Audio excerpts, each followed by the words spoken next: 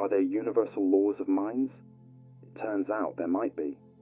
The first clue is this: minds don't just react, they predict.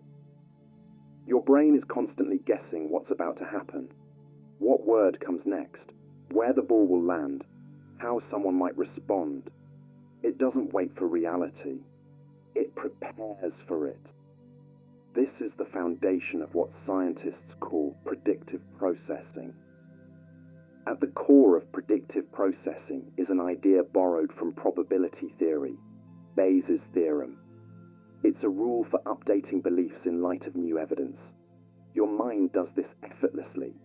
It holds expectations, priors, and adjusts them as the world feeds back new information. If your brain expects silence but hears a loud bang, it quickly revises its model of the moment. This process, prediction, error, correction, is happening constantly, even as you read this. From this loop emerges something powerful: efficiency. The brain doesn't waste energy processing every detail from scratch. It fills in gaps, glosses over redundancies, smooths over noise. That's why you don't notice the blind spot in your vision, or why you sometimes mishear a sentence and only realize it seconds later. The mind is working ahead, stitching coherence on the fly. Another near-universal law is the tendency to seek patterns even when none exist. From constellations in the stars to faces in clouds, the brain tries to impose order. Pattern recognition is so core to our thinking that it underlies everything from reading to relationships. It's what helps us predict outcomes, anticipate danger, and find meaning in chaos. But it's not perfect. These mental shortcuts, what psychologists call heuristics, are fast and often helpful, but they also create predictable distortions: confirmation bias, availability bias, anchoring. These aren't random errors. They're systematic tendencies baked into the architecture of how minds simplify complexity. Even emotions follow rules. Across cultures, certain expressions, fear, joy, disgust, show up the same way. Emotional responses are not just feelings, they are data. They inform decisions, prioritize attention, and encode memory. In this way, emotion behaves like a regulatory system, weighting experiences, adjusting focus, shaping behavior. Then there's memory. It doesn't store events like a hard drive. It compresses, edits, reconstructs. Your mind remembers not what happened, but what was meaningful. And meaning is governed by attention, emotion, and relevance, laws that apply across individuals and even across species. So are there universal laws for the mind? Not in the way physics has equations, but there are principles, loops, biases, tendencies that appear again and again: prediction, compression, pattern seeking, error correction. These aren't quirks of individual minds. They're signatures of how minds make sense of the world. And the more we understand those rules, the more we begin to see thought not as a mystery, but as a process, a system, a rhythm, one that runs in us, through us, and perhaps beyond us. What are the limits of mind? We often speak about the power of the mind, how it imagines, predicts, solves, creates. But just as important is what it can't do, where it falters, where it reaches the edge of understanding and quietly stops. There are perceptual limits. You don't see all colors. You don't hear all frequencies. Your brain fills in visual blind spots without telling you. Even your memories are reconstructions, not recordings. The world you experience is a version, not the full source code. There are cognitive limits. Your attention can only hold a few things at once. You can't focus on everything. You rely on shortcuts, called heuristics, to get through the day. These shortcuts are efficient, but they come with biases: confirmation bias, hindsight bias, anchoring. You see what fits. You ignore what doesn't. And then there are deeper limits. Structural ones. Boundaries that may never be crossed. In the 18th century, philosopher Immanuel Kant proposed something profound, that the mind doesn't just perceive the world, it shapes it. He divided reality into 3 layers: the phenomenal world, the world as we experience it; the noumenal world, the world as it exists on its own, beyond our perception; and the transcendental structures, the built-in mental filters that shape all experience. Kant argued that space and time themselves are not properties of the world out there, but of the mind itself. In other words, we don't just look through a lens, we live inside it. And that lens has edges. Modern science echoes this. Some physicists suggest our minds evolved not to see truth, but to see what helps us survive. That what we call reality is a user interface, like icons on a desktop. Useful, but not the full picture. Then there's Gödel's incompleteness theorem. It showed that in any complex logical system, there will be truths that are real, but can't be proven within the system itself. What if the mind is such a system? What if some truths are beyond not just our current knowledge, but our capacity to ever know? This isn't defeatist, it's perspective. To know that the mind has limits is to understand what makes it precious. It shows us why mystery exists, not as a failure of reason, but as a horizon. So what are the limits of the mind? Some are biological, some are cognitive. Some may be baked into the very way perception works. But beyond every limit is a question, and beyond every question is the potential for humility, curiosity, and awe.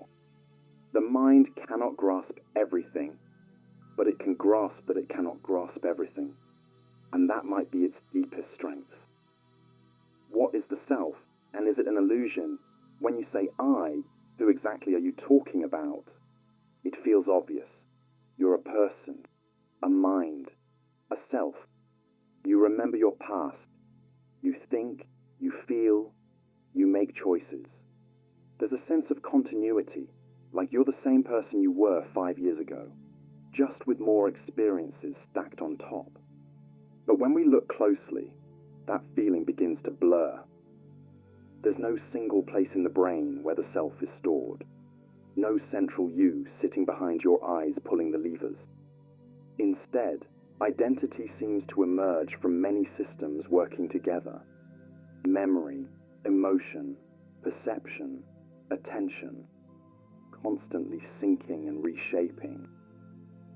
Some neuroscientists call it the default mode network, a set of regions in the brain that activate when you're not focused on the outside world.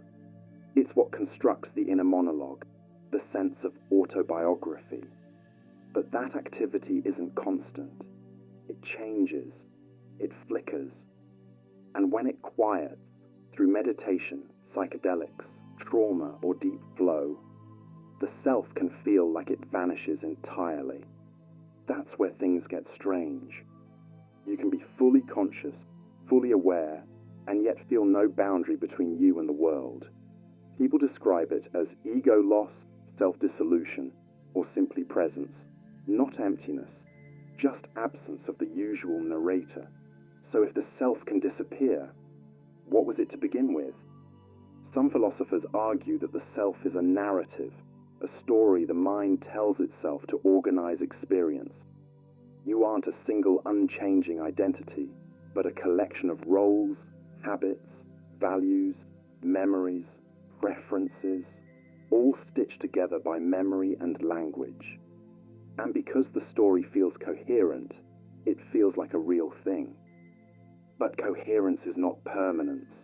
The you that you remember from childhood thought differently, spoke differently, wanted different things. Your body changed. Your thoughts evolved. Your values shifted. So did your relationships, your beliefs, your fears. So what exactly stayed the same? Maybe nothing. In Buddhism, this idea is central. There is no fixed self, only a process. The mind clings to identity because it craves stability. But in truth, the self is like a flame, a shape that appears continuous, even though the material fueling it is always changing. Does that mean the self is fake?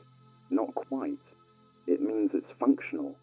The self helps you make decisions, tell stories, build memories, hold relationships.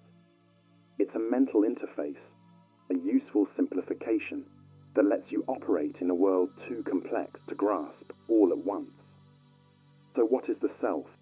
A pattern, a habit, a story, an ongoing negotiation between biology, experience, memory, and attention.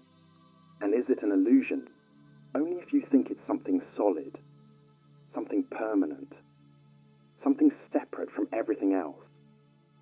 Because the deeper you look, the more the self dissolves into the system that made it.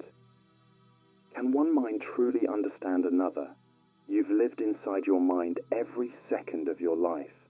You know its rhythms, its thoughts, its contradictions, its memories that rise at the wrong time.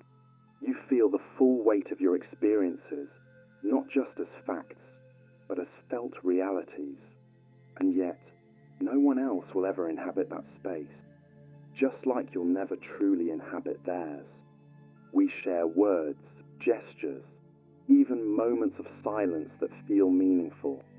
We say, "I know how you feel," and sometimes we really try to mean it. But what we're doing is guessing, trying to map one mind onto another, using only the fragments we can observe from the outside.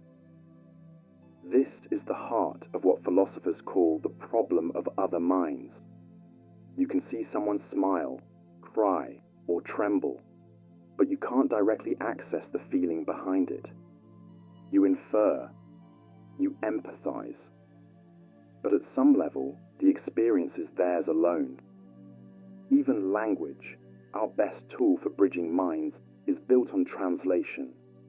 I say grief, and you think of your own version, but is it the same as mine? Or just something close enough to pass as understanding? And yet, we do connect. Mirror neurons in your brain light up when you see someone else act or feel pain. It's not just metaphor. You physically simulate what you observe. That's empathy, not as emotion, but as architecture.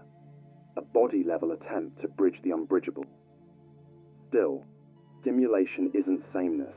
We don't merge. We reflect. We approximate. That's why misunderstandings happen even between people who love each other. Why you can feel lonely in a crowd. Why you can be perfectly articulate and still feel like no one truly gets it. But maybe full understanding was never the point. Maybe the goal isn't perfect translation, it's honest effort. The willingness to sit with someone else's experience without rushing to fix it or fully grasp it. Maybe understanding doesn't mean entering another mind. It means respecting its depth. Art tries to do this. Music, poetry, storytelling. They don't transfer experience directly, but they create echoes. They activate something familiar in someone else. Not a shared mind, but a shared resonance. So, can one mind truly understand another? Maybe not in totality, but it can try. It can listen. It can reflect. And in that attempt, it narrows the gap between inner worlds, even if just by a little. Because what matters most may not be perfect understanding. What matters is that someone else is trying to see you. And in that small act, the space between minds becomes something else entirely. Not a wall, but a bridge. Is there such a thing as objective truth? We like to think there is. That beneath all the noise, beyond opinion, emotion, culture, bias, there's a reality that simply is. Cold, clear, unchanging. A truth that doesn't care what we believe. But if that truth exists, how would we ever know we found it? Your mind doesn't see the world directly. It receives fragments, light hitting the retina, vibrations entering the ear, chemicals on the tongue. Those signals are interpreted, shaped, and stitched together into experience. What you see isn't the world, it's your brain's model of it. And that model is influenced by everything: memory, expectation, mood, culture, language, belief. Two people can look at the same moment and come away with different truths. One sees kindness, the other sees manipulation. One sees danger, the other sees adventure. Which is the truth? In philosophy, this tension lives between realism and constructivism. Realism says the truth is out there, independent of minds. Constructivism says truth is always filtered, constructed through perception, language, and thought. Maybe the world exists as it is, but we can only access it as it appears to us. Even science, our most rigorous tool for truth, works through models. It doesn't prove, it approximates. Gravity was once a force. Now it's a curve in space-time. Tomorrow, it might be something else. What we call truth is often just what hasn't been disproven yet. And then there's culture. In some languages, time flows left to right. In others, it flows east to west. Some cultures prioritize the group, others the individual. These aren't just preferences, they shape perception. Even what we notice gets filtered by what we believe matters. So, does this mean there's no objective truth? Not exactly. It means that truth, if it exists, is always seen through something, like sunlight through stained glass. The light is real, but the colors are shaped by the frame. Perhaps objective truth is not what we see, but what we agree to approach together. Not a fixed island, but a North Star. Something we aim for, knowing we may never fully arrive. We get glimpses of it when perspectives overlap, when multiple lenses converge on the same pattern, when math, observation, experience, and emotion all point to something that feels stable, less personal, more shared. And maybe that's enough. So, is there such a thing as objective truth? Maybe, but we never hold it in pure form. What we hold are versions, stories, models, some clearer than others, some closer than others. And truth isn't weakened by this.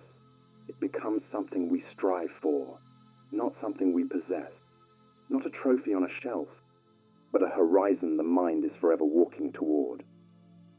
What is the philosophy of mind? You can think, you can feel, you can imagine a distant future and recall a childhood memory in the same breath.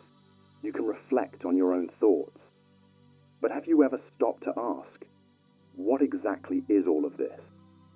That question, simple, impossible, essential, is the root of an entire branch of philosophy, the philosophy of mind. It's not about theories of behavior or diagnostic tools. It's not neuroscience or psychology, though it overlaps with both. It's the discipline that asks the hardest version of the simplest questions. What is a mind? What is consciousness? What does it mean to be something from the inside? At its core is the mind-body problem. How can something physical, the brain, give rise to something non-physical, experience? Why does neural activity come with the texture of joy, pain, memory, awareness? Why doesn't the brain just compute silently like a machine? This is where the major positions begin to unfold. Dualism, most famously proposed by Descartes, says the mind and body are two fundamentally different substances, the physical world and the world of experience. But if they're separate, how do they interact? Materialism says there's only one thing, matter. The mind is just what the brain does. But this leads to another question. If the brain is just firing neurons, why does it feel like anything to be you? Some philosophers argue that consciousness is emergent, a property that arises only when the brain becomes complex enough. Others lean toward functionalism, the idea that what matters isn't the material, but the pattern. If a system processes information in the right way, it has a mind, whether it's made of neurons, silicon, or something else entirely. Then there's panpsychism, the idea that consciousness is fundamental, not something that emerges from matter, but something that exists alongside it, everywhere. In this view, even atoms may carry a glimmer of awareness, and minds are just more organized expressions of it. Philosophy of mind also asks about qualia, the raw feel of experience, the redness of red, the taste of mint, the ache of missing someone. These aren't things we can measure. They're private, subjective, and yet they are the most undeniable parts of being alive. And then there's the self. Are you a fixed thing, or a process, an illusion, a story told in real time by the brain to maintain continuity? The philosophy of mind doesn't claim to have all the answers, but it gives you the framework to ask the questions precisely and to notice which ones bend under their own weight. So, what is the philosophy of mind? It's the scaffolding beneath every question you've ever had about thinking, feeling, dreaming, being. Not a map of the mind, but a mirror held up to it. What is dreaming mind? You close your eyes, the world goes quiet, and then, without warning, another world appears. You're flying, or falling.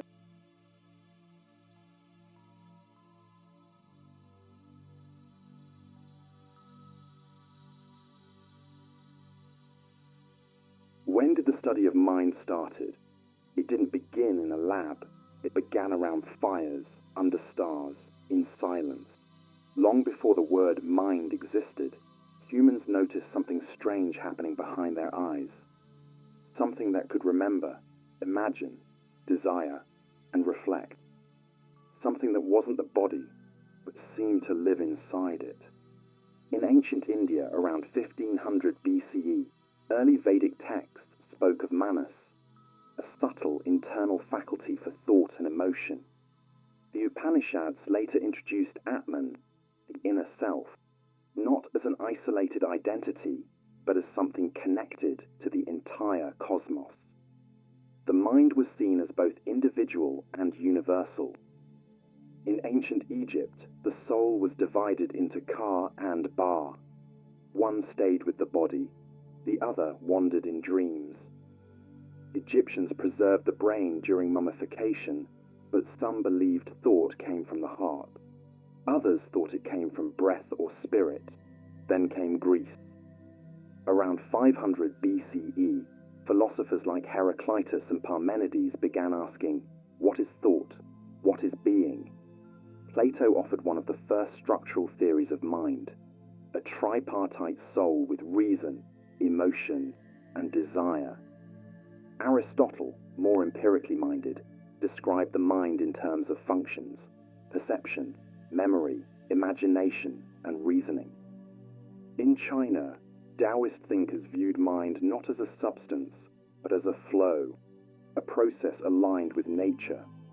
In early Buddhist thought, the mind was not fixed, but constantly changing. What we call a self was considered an illusion, a moving collection of processes mistaken for something stable. The study of the mind didn't stay within philosophy. During the Islamic Golden Age, thinkers like Avicenna and Al-Farabi wrote about how thought might rise from the body and how intellect could transcend it. In medieval Europe, the mind was studied through theology, through ideas of free will, moral reasoning, and divine intention. The real shift came in the 1600s with René Descartes. He asked, "What can I know for certain?" His answer, "I think, therefore I am." With that, The mind became not just a subject of reflection, but the foundation of all certainty, a starting point for a new kind of inquiry. From there, the study of the mind branched into science, first with early psychology, then with cognitive science, neuroscience, and artificial intelligence. Today, it spans everything from brain imaging to behavioral economics. But the search didn't begin in labs or journals. It began with a pause, a breath, a question. What is this that thinks? What is this that dreams? What is this that wonders what it is? And it's a question we still haven't finished asking. What is the biology of mind? When we ask what the mind is, we often leap to thoughts, feelings, or awareness. But underneath all of it lies something more basic. Biology, a structure, a system, a living architecture designed not to think abstractly, but to keep an organism alive. The mind begins with the body. Even before the brain, life evolved to respond. Single-celled organisms react to light, heat, pressure. They don't have minds, but they sense. And sensing is the first step toward awareness. Fast forward hundreds of millions of years, and nervous systems emerge. Networks of cells designed to coordinate movement, track changes, adapt to threat. These systems begin simple, nerve nets in jellyfish, ganglia in worms. But over time they layer, branch, fold. Eventually, biology gives us the brain. Not a singular control center, but a decentralized modular network. Different regions specialize: vision, movement, memory, emotion, communicating through electric signals and chemical messengers. And yet, the brain doesn't float in isolation. It's embedded. Every signal is tied to a heartbeat. Every thought echoes hormonal rhythms. What we call mind is shaped by hunger, fatigue, temperature, posture. The brain interprets the world through the body, and the body through the brain. This is called embodied cognition. The mind isn't just in the body, it is the body processing itself. Even more striking is the role of feedback. The biology of the mind is not linear, it loops. Signals travel from the body to the brain and back again. You don't just feel fear and then run. Sometimes you run, and your brain decides you're afraid. Biology is not cause, then effect. It's cause, effect, response, update, repeat. And this system didn't arise overnight. Evolution built it piece by piece. Older brain structures, like the brainstem and limbic system, manage survival, breathing, reflexes, emotion. Newer parts, like the neocortex, handle abstract thinking, language, simulation. But even the newest parts are stacked on ancient foundations. That's why the mind sometimes contradicts itself. One part wants logic, another wants safety, another wants approval. Biology layered these motives across time, and now they all live together in the same skull. So when we speak about the biology of the mind, we're not talking about a single organ. We're talking about a living system: cells, tissues, networks, hormones, feedback loops, all wired together to turn sensing into meaning, meaning into memory, and memory into action. This system doesn't think because it was designed to. It thinks because, over time, thinking helped it survive. The mind is not a ghost in the machine. It's the machine learning to imagine itself. And underneath every moment of awareness, the biology is still running, quietly, continuously, doing its ancient job. What is the chemistry of mind? Every thought you've ever had was soaked in chemistry. But unlike the electrical pulses that travel through neurons, chemistry works slower, deeper. It lingers. It shapes how long a feeling lasts, how strong a desire becomes, how easily a memory settles in. At the core of this chemistry are neurotransmitters, tiny molecules that carry messages from one neuron to the next. One neuron fires.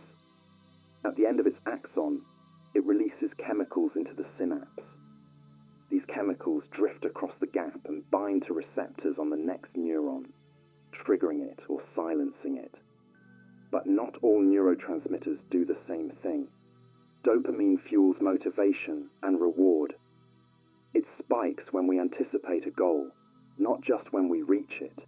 That's why it governs addiction as much as ambition. Serotonin helps regulate mood, sleep, appetite, and social behavior. A drop in serotonin can shift your worldview, making everything feel heavier, slower, grayer. Norepinephrine kicks in during stress, sharpening attention and quickening the pulse. It helps you focus in danger, but can make stillness feel impossible. GABA calms the system, preventing overexcitation.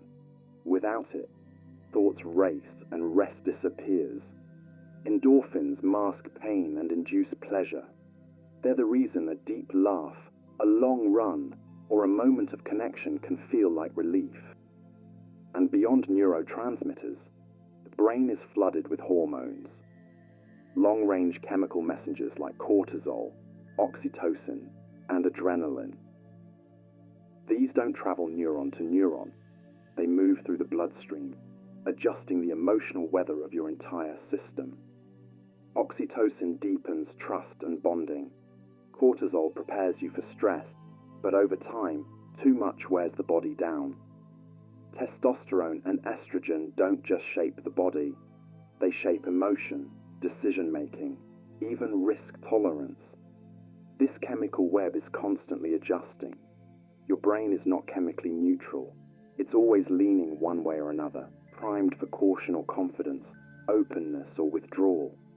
And while we like to think that thoughts come first, often it's chemistry that sets the stage. You don't feel hopeful and then get a dopamine hit. You get a dopamine hit, and then the world seems full of possibility.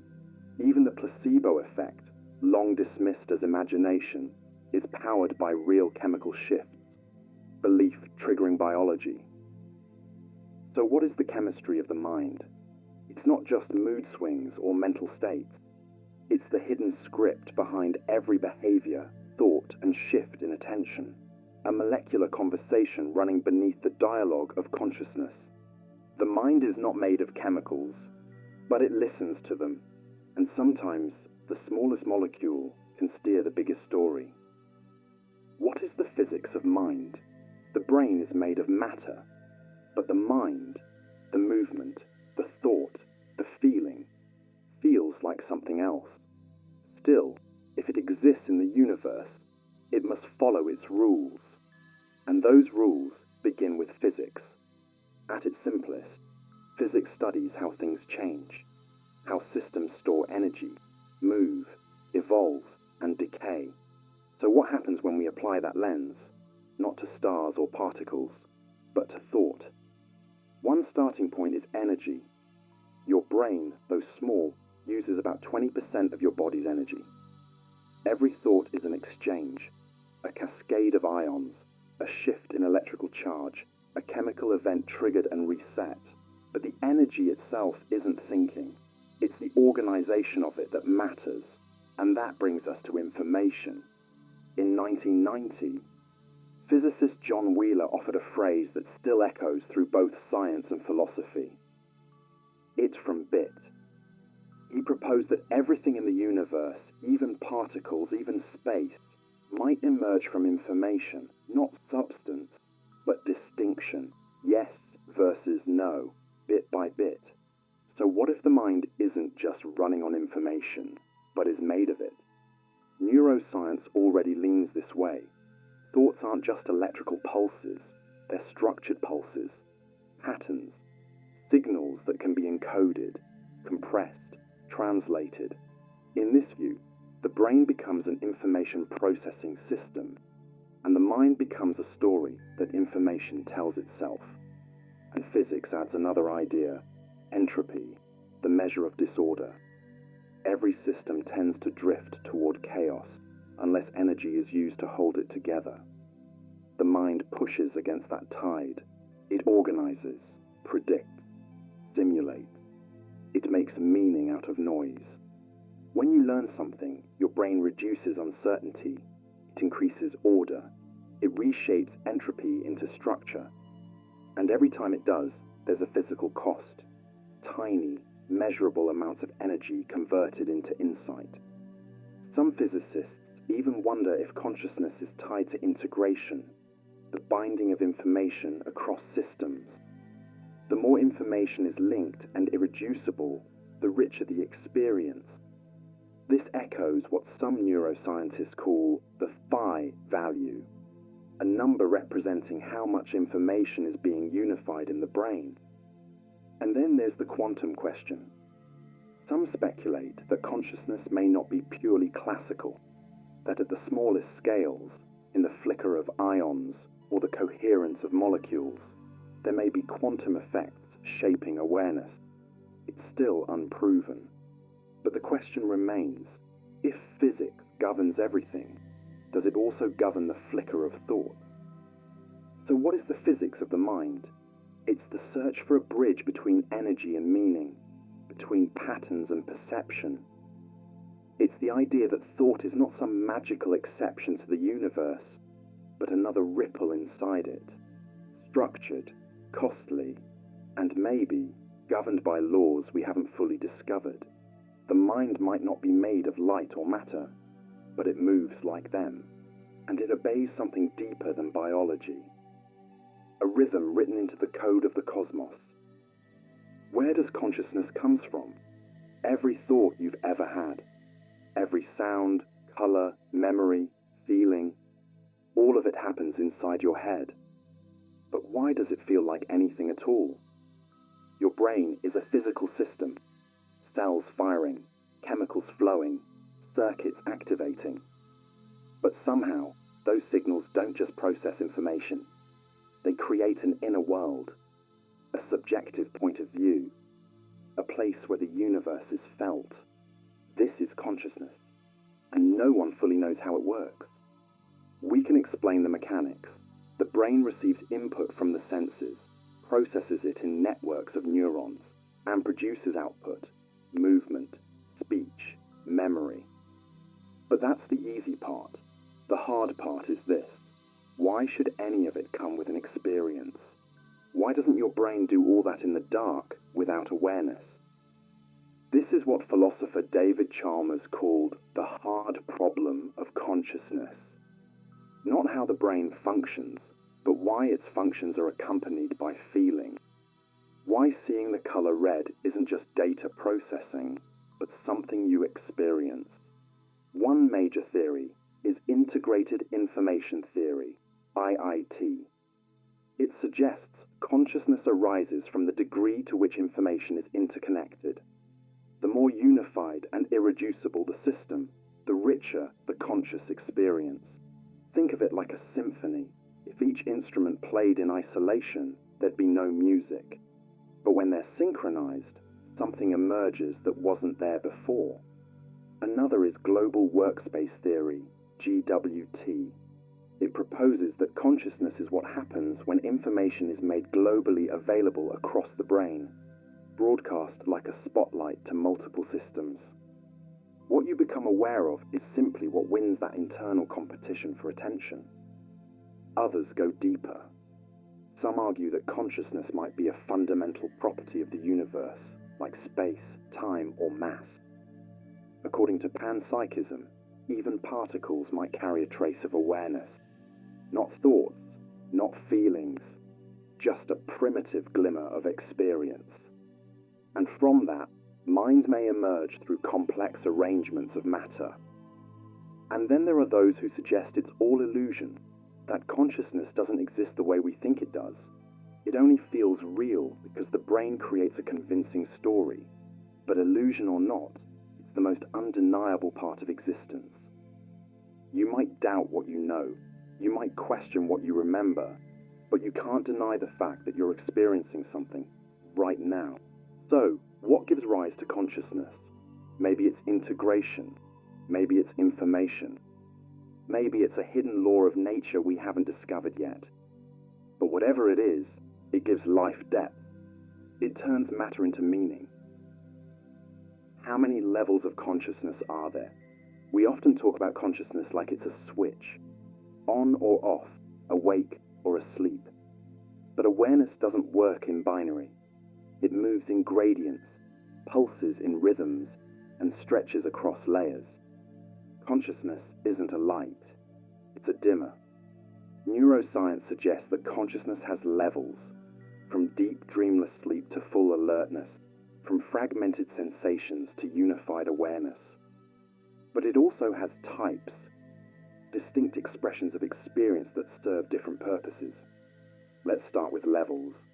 At the base is unconsciousness, not just sleep, but deep anesthesia or coma, states where brain activity becomes disconnected, scattered, or silent. The body may still function, but there's no coherent experience tying it all together. Above that is minimal consciousness, brief flickers of awareness like moments in light sleep or in certain brain injuries. The mind drifts, perception is fragmentary, memory may never form. Then comes ordinary waking consciousness, our default mode. Sights, sounds, thoughts, memories, everything stitched into a single stream. It feels seamless, but even this state is a balancing act between attention and distraction, control and autopilot. Higher still is the flow state. Complete immersion. Time distorts. Self-awareness fades. Athletes, artists, and programmers describe this as peak performance, where action and awareness merge. It's not hyper-awareness, it's focused awareness. Then there are altered states, induced through meditation, psychedelics, trance, or sensory deprivation. These states can bring radical shifts in perception, identity, and time.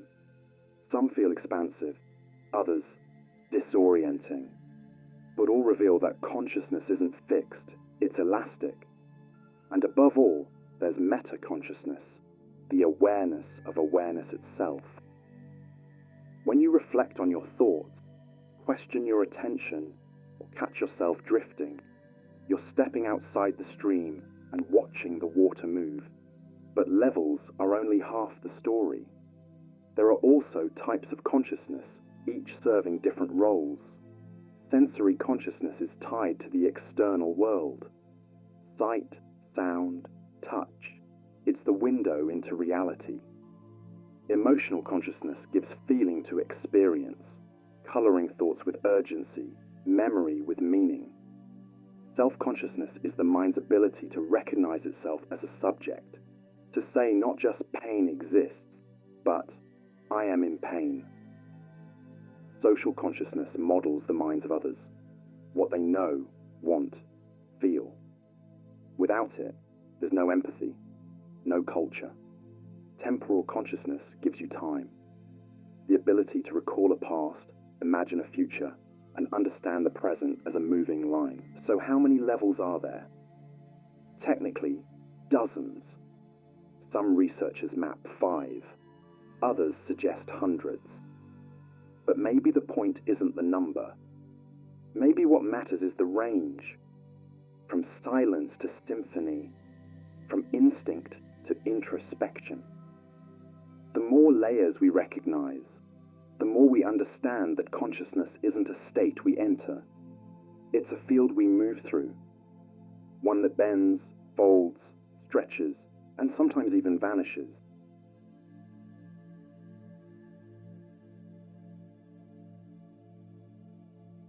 Have you ever really minded asking what the mind actually is? Not how it works, not what it does, but what it is. We often lump 3 words together: brain, mind, and consciousness.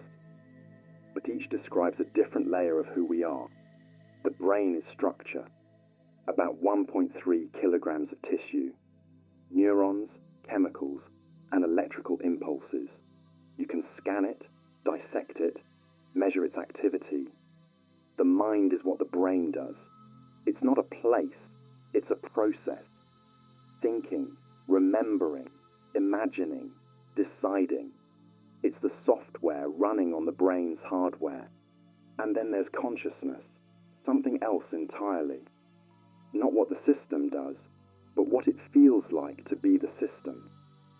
It's the raw sense of being aware.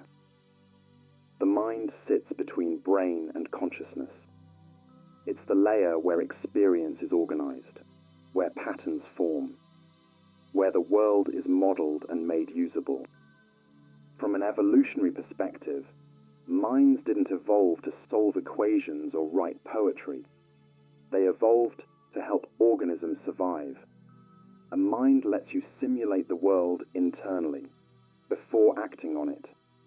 It lets you imagine, plan, hesitate, learn. It replaces blind reflex with informed decision, and that gave certain organisms, like us, a massive advantage. But the mind didn't stop at survival. It became a space for memory, language, reflection, creativity. It became where we carry not just the world, but ourselves. Still, we don't experience reality directly. We experience it through the mind's model of it, filtered by attention, shaped by emotion, colored by memory. Every mind builds its own version of the world and lives inside it, and yet the mind is never static. It changes with experience, learns, rewires, reinterprets. The mind you had a year ago is not the same one you have now. So what is the mind? It's not your thoughts, not your memories, not your identity. It's the system that holds them all together long enough for you to say, me. You can't see it, but everything you see through it. Understanding what the mind isn't just the start of this journey. It shapes how we understand everything that follows.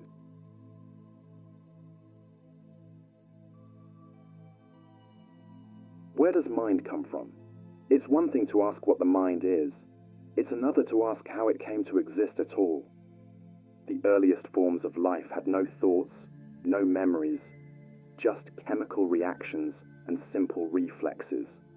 A jellyfish pulses through the water without a brain. A worm withdraws from light without needing to know what light is. But eventually, reactivity wasn't enough. Survival started favoring something more. Anticipation. Moving toward food before sensing it. Avoiding danger before feeling pain. This shift from reaction to prediction is where the foundations of the mind began. Nervous systems evolved to process more complex information. Neurons clustered into networks. Simple light-detecting cells became image-forming eyes. Reflex turned into response. Response became strategy. Minds didn't cause brains. They arose when brains grew complex enough to model the world internally and choose action over reflex. With time, organisms gained more than sensation. They built internal maps of threats, opportunities, outcomes. The world became something to think through, not just react to. Thought replaced trial and error.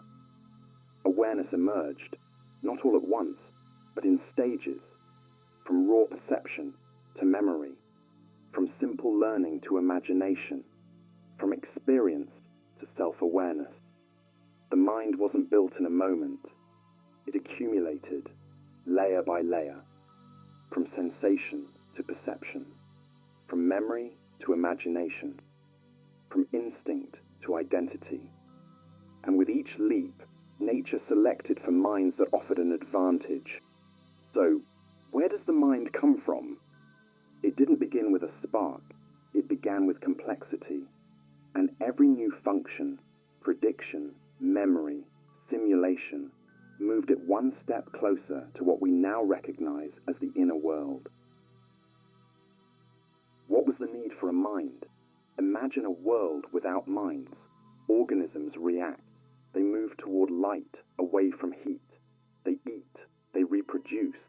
But every move is immediate. Every danger must be faced directly. Every mistake is paid for in full. Without a mind, there is no second guessing, no rehearsal, no imagining a better move before committing to action. And as the environment grew more complex, more predators, more competition, less predictable food, this simple strategy became increasingly dangerous. Minds became necessary because reflex alone couldn't handle uncertainty. A mind solves a fundamental problem. How do you act in a world where not every danger can be seen and not every opportunity can be sensed? Without a mind, organisms must trial and error their way through survival. With a mind, organisms can predict, simulate, and avoid fatal mistakes without having to suffer them first. A mind allows mental modeling, imagining an outcome before it happens, evaluating choices without physically testing each one, storing knowledge and applying it to new, unseen situations. This is not a bonus feature. It is a survival mechanism. In complex environments, flexibility beats reflex. Adaptation within a single lifetime becomes more important than rigid behaviors inherited across generations. The mind gives an organism an internal testing ground, a way to run experiments on possible futures before risking real-world consequences. It also makes long-term strategy possible. Minds can delay gratification, track investments, maintain social bonds, and recognize deception. All abilities that require holding multiple possibilities in mind, not just reacting to the present moment. In social animals, the need becomes even sharper. Minds must model other minds, understanding not just the environment, but the intentions, beliefs, and future actions of others. In groups, a mind is not a luxury, it's an arms race. Without a mind, existence is immediate and narrow. With a mind, existence expands, forward and backward in time, outward into networks of others, inward into self-reflection. So what was the need for a mind? The need was for survival beyond reflex, for planning in the face of uncertainty, for simulating dangers instead of falling victim to them, for organizing action in a world that changes faster than instinct can adapt. The mind isn't an accident of evolution. It is the first virtual reality system ever built, and the only one where the cost of failure was life itself. What does mind do? We often assume the mind is just for thinking, but thinking is only a small part of what it actually does. At its core, the mind is a model-building system. It transforms raw input, light, sound, heat, texture, into meaningful experience. You don't see photons, you see objects. You don't hear vibrations, you hear voices, music, context. The mind turns sensation into story. But that's just the surface. The mind doesn't only process the present. It navigates through time. It recalls past events, some clearly, others through distortion. It also projects possible futures, running internal rehearsals long before any action begins. Psychologists call this mental time travel. It allows us to predict, imagine, and plan. Then there's abstraction.